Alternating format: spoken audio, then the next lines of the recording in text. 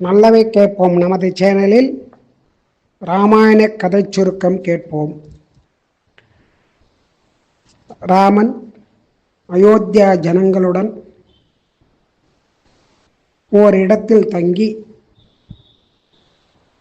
மறுநாள் காலை அவர்களுக்கு தெரியாமல் அந்த இடத்தை விட்டு கங்கை நதிக்கரையை அடைந்தான். ஜனங்கள் ராமன், லக்ஷ்மணன், சீதை இவர்களை காணவில்லை என்று அயோத்திக்கு திரும்பினார்கள். அந்த கங்கை நதிக்கரை அந்த பிரதேசத்துக்கு அதிபதி குகன் என்ற வேடன். அவன் ராமனை வரவேற்று உபசரித்தான். இரவு அங்கு தங்கினார்கள். அதிகாலையில் சுமந்திரரிடம் அரசனை நன்றாக பார்த்து கொள்ளும்படியாகவும், யாரும் எங்களை பற்றி கவலைப்பட வேண்டாம், எல்லோரும் வருத்தப்படாமல் இருக்க வேண்டும், 14 ஆண்டுகள் நான் வனவாசம் செய்துவிட்டு அயோத்திக்கு வந்து விடுவேன், அதனால் தாங்கள் இப்பொழுது செல்லலாம் அயோத்திக்கு என்று சுமந்திரை வழி அனுப்பி வைத்தார். அதன் பிறகு மூவரையும் ஒரு ஓடத்தில் ஏற்றுக்கொண்டு குகன் கங்கையின் அக்கறையை கடந்தான். அங்கு அக்கறையில் இருக்கக்கூடியதான பரத்வாஜ முனிவருடைய ஆசிரமத்திற்கு மூவரும் சென்றார்கள். அங்கே சித்திரக்கூடம், பரத்வாஜ முனிவர் அவர்களை உபசரித்து எல்லாம் செய்துவிட்டு சித்திரக்கூடம் செல்லுமாறு கூற, அவருடைய அந்த ஆலோசனையின்படி சித்திரக்கூடத்திற்கு புறப்பட்டார்கள். காளிந்தி ஆத்தையும், அதாவது காளிந்தி என்கிற நதியையும் மற்றும் பல ஆறுகளையும் கடந்து சித்திரக்கூட மலையை கண்டார்கள். அங்கு தங்கி வனவாசத்தை செய்ய வேண்டும் என்றுதான ஒரு தீர்மானித்து ராமன் லக்ஷ்மணனை அழைத்து ஒரு பர்ணசாலை அமைக்குமாறு கூற, ஒரு அழகான பர்ணசாலையை லக்ஷ்மணனும் அமைத்தான். இங்கு சுமந்திரர் அயோத்திக்கு வந்து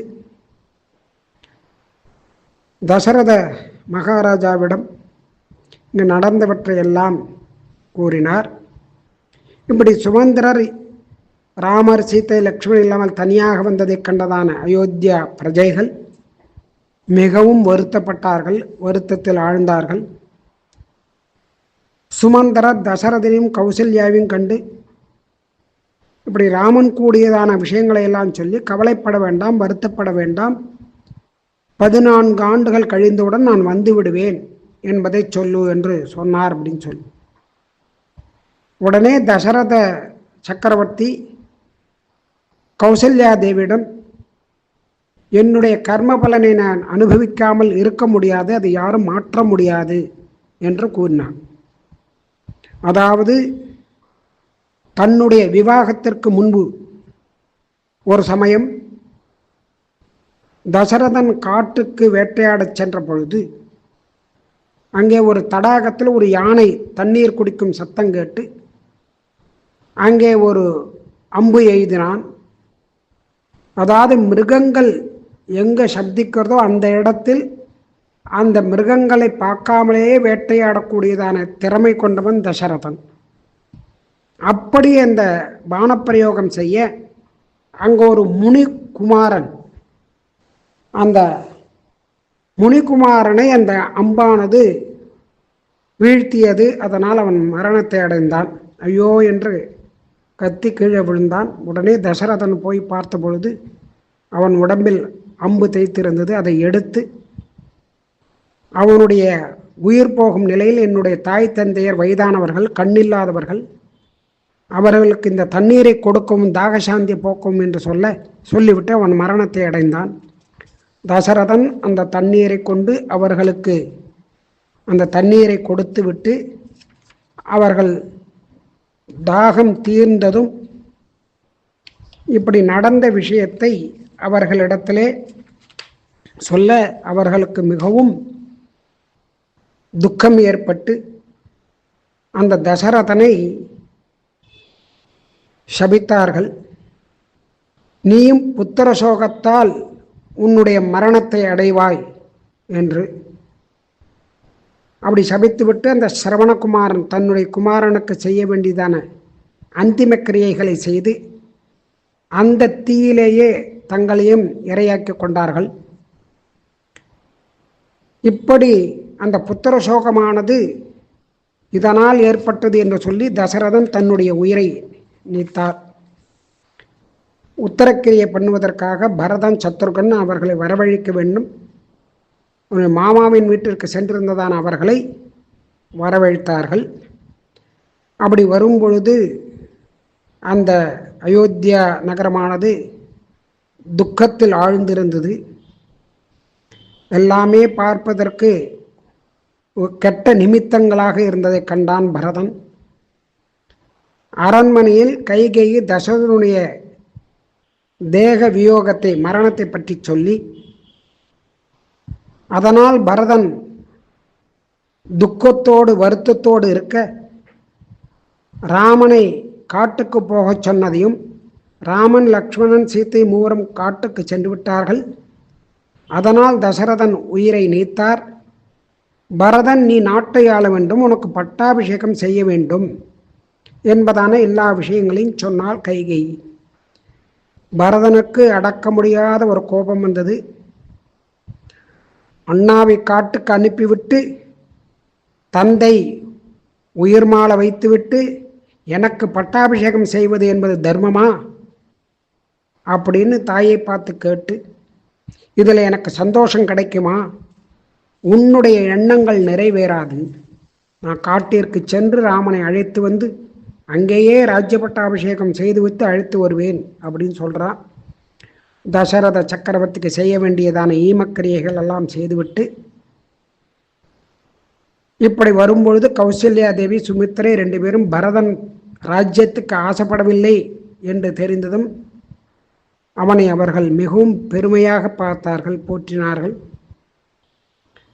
பரதன் மந்திரிமார்களை கூட்டிக் கொண்டு இந்த ராஜ்ய பட்டாபிஷேகம் ராமனுக்கு பண்ண வேண்டும் அப்படிங்கிறதுக்காக அதற்கான ஏற்பாடுகளை எல்லாம் செய்து காட்டிலிருந்து அழைத்து வரப்போகிறேன் என்று எல்லோரையும் அழைத்து கொண்டு ஒரு பரிவாரத்தை அழைத்து கொண்டு கங்கைக்கரையை அடைந்தான். குகனுக்கு முதலில் இந்த பரதனை பார்த்ததும் சந்தேகம் வந்தது. பிறகு மிகவும் சிறந்த ராமபக்தன் அப்படின்னு தெரிஞ்ச உடனே சந்தோஷப்பட்டு அவர்களுக்காக ஒரு படகை தயார் செய்து கங்கைக்கரை அடைந்து அங்கே பரத்வாஜ ஆசிரமத்தில் விட்டார்கள். அதை அடைந்தான். அங்கு எல்லோருக்கும் பரத்வாஜ முனிவர் ஒரு விருந்து வைத்து இலைப்பார வைத்து அங்கிருந்து மறுநாள் மந்தாகினி நதியை கடந்து சித்திரக்கூடத்தை அடைந்தார்கள்.